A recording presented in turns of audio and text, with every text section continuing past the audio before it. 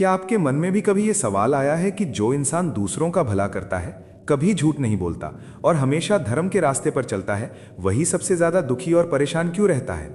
इसके विपरीत जो लोग दूसरों का हक मारते हैं, अधर्म करते हैं और बुरे कामों में लगे रहते हैं, वे अक्सर ऐशो आराम की जिंदगी जीते नजर आते हैं। क्या भगवान के न्याय में कोई कमी है या फिर हमारी सोच में?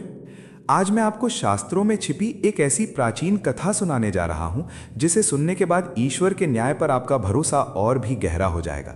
इस वीडियो को अंत तक देखिएगा क्योंकि आखिर में छिपा है वो कड़वा सच जो आपकी पूरी सोच बदल देगा। श्रीमद् भागवत गीता और गरुड़ पुराण में एक कथा का वर्णन मिलता है। एक बार देवर्षि नारद ने भगवान श्री कृष्ण से यही प्रश्न किया कि हे प्रभु, संसार में अक्सर देखा जाता है कि एक धार्मिक व्यक्ति कष्ट झेल रहा है जबकि एक पापी व्यक्ति खुशहाल है, ऐसा क्यों? तब भगवान ने उन्हें कहानी सुनाई। एक नगर में दो व्यक्ति रहते थे। एक बहुत बड़ा व्यापारी था जो बहुत लालची, अधर्मी और कपटी था। वो रोज मंदिर तो जाता था लेकिन वहां भी लोगों को ठगने की योजना बनाता था। वहीं दूसरा व्यक्ति एक गरीब ब्राह्मण था जो मंदिर में साफ सफाई करता था और निस्वार्थ भाव से भगवान की भक्ति करता था। एक दिन उस नगर में भारी बारिश हो रही थी।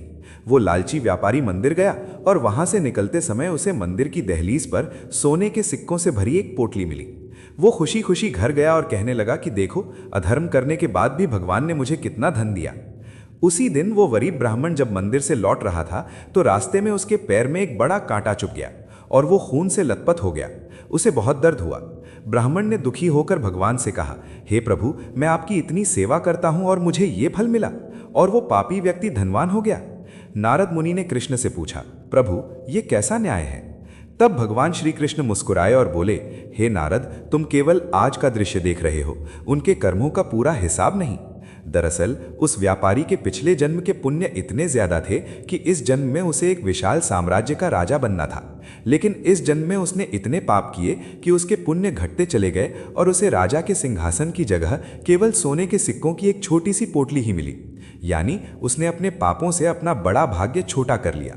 भगवान आगे बोले, वहीं दूसरी ओर उस गरीब ब्राह्मण के पिछले जन्म के पाप इतने भयंकर थे कि आज के दिन उसकी मृत्यु होनी निश्चित थी।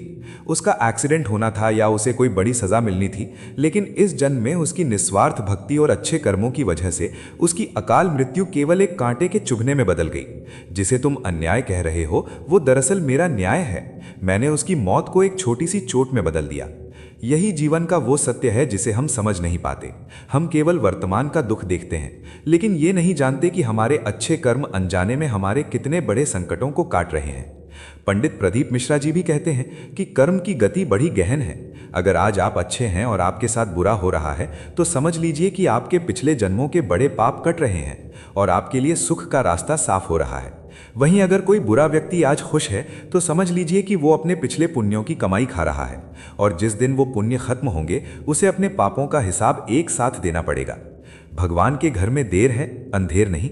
अच्छे लोगों का दुख एक सफाई प्रक्रिया की तरह है जो उन्हें और ज्यादा निखारने के लिए आती है। इसलिए कभी भी दूसरों की चकाचौंध देखकर अपने धर्म का रास्ता ना छोड़ें। याद रखें, सोने को भी शुद्ध होने के लिए आग में तपना पड़ता है।